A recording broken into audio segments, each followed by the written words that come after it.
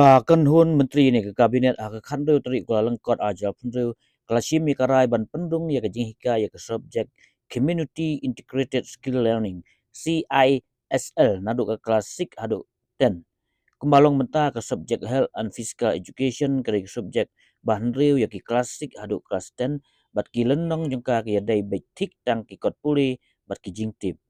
khnang ban pelong ke subject bakham don jingmut bat ke bayo ban le da ke kam ni practical ka suka mikraya ka menjul ban benrap syu saya community integrated skill learning ki khna school gin pen I ya kasap bagi don ban kam tip ban kam nang kam ha syu ya kasap ke bagi sngu tenat bat ke jingtrai ki bahayeng hasem jengki lada u ni ka khna school ki yok pa ni Kmie ki barep kira ban jet ban le practical ya kam rep da ke basim Bteng ya kasap nagi Kmie ki pa daki kena kiok Kmie yok pa ki basna ksiar kum ki Bania kira ban jet ban pentebit ya kam snak ksiar bat kumta terte bat kani kan penlong ya ki kena bakin om klat ban om ya ki kam jong ki Kmie ki pa ban kentiu chuchu ya kam jong ki wat haden bakila pendep ya ki jingpule ki bahaya sejrong kamtam ki ba pen im bat penmi kamai. For introduction of community integrated skill learning as a structured curricular component for class 6 to class 10. As you're aware that there is a component for physical and health education as one of the components as a sixth subject in the curriculum for class 6 and class 10, and that particular curriculum is very much restricted to different books and different information regarding health and physical activities and so on and so forth. Today we have decided in the cabinet that in that particular subject we will introduce a component of community integrated skill learning. This is a very innovative proposal that has come from the education department, where what we intend to do is we intend to put 50% of the marks for the student in that particular subject, in this case the health and physical education section, where the student will be asked to connect with one skill or multiple skills that he or she would like to do. And that could be a skill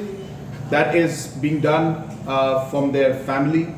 perspective point of view, maybe one of their parents, say suppose the mother is into baking and has a bakery, then the son or the daughter would be, who is a student, would be encouraged to then learn that from their mother.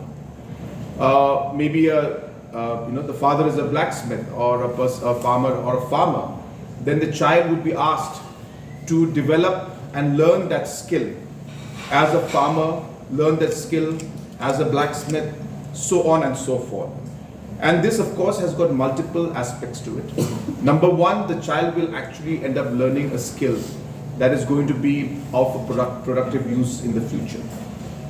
Number two, it will also ensure that there is a continuity in terms of the occupation of that particular family. It's not necessary the child has to follow the same profession, but at least the chance of continuity is going to be higher. So sometimes we see that the children stay away from the family kind of business or family activities, and this will ensure that at least the option of desire to continue would be promoted by introducing this particular aspect. And third aspect is the whole aspect of the social impact within families. So you will see children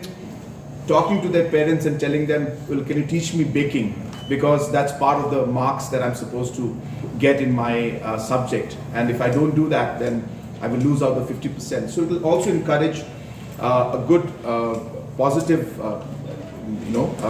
coordination within the family members, and it will have a good social impact also. So all of these things were thought through, and we have decided that we will introduce this, the community integrated skill learning